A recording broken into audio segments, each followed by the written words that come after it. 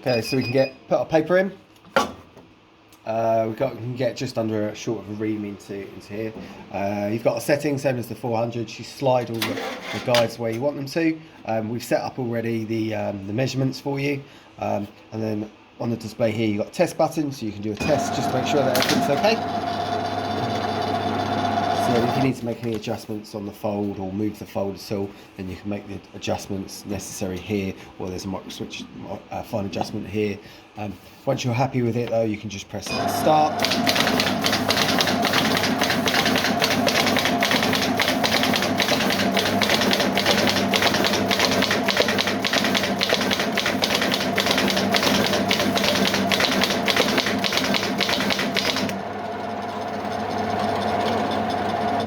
Cool, so then you've got all your papers. So it will stop automatically when it runs completely out of paper as well. So you can kind of just leave it running and walk away.